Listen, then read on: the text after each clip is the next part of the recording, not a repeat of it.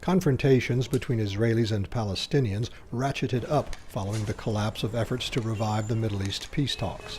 This strengthened extremists on both sides, says Hebrew University professor Moshe Maoz. It's feeding off one another. I mean, the extreme, the militant positions, attitudes, both sides feeding one another, especially on the right-wing side. The 9-month effort by U.S. Secretary of State John Kerry to restart the Middle East peace talks fell apart in April.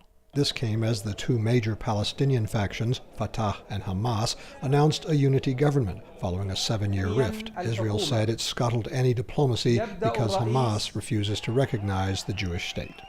The collapse of diplomacy, along with the murders of several young Israelis and Palestinians, escalated into a 50-day conflict between Hamas and Israel in which more than 2,000 people were killed.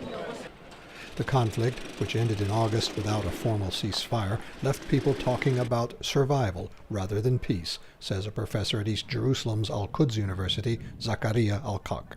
The best thing, I hope, that the bad situation, current situation, to stay as it is and not to deteriorate. This is my best hope. Visits by right-wing Israelis to the Temple Mount, or Al-Aqsa Mosque compound that is revered by Jews and Muslims alike, sparked a new round of violence. Spontaneous lone wolf attacks on Israelis, revenge attacks on Muslims, and clashes in East Jerusalem and the West Bank. As a result, feelings of hopelessness are widespread, says Hebrew University professor Maoz. Despair. This is the conclusion now.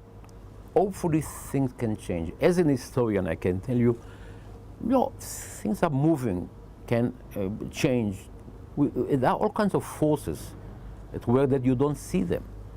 Al-Quds University professor Al-Kak believes the Israeli government and the Palestinian Authority will avoid any explosion of violence because both fear losing control of the situation. And this is where they have a mutual interest to maybe bother each other, annoy each other, but it doesn't going to be that annihilate or eliminate either both. Analysts foresee more turmoil and little room for diplomacy as Israel prepares to hold parliamentary elections next year, and the United States, seen as important to any mediation, enters its lengthy presidential campaign.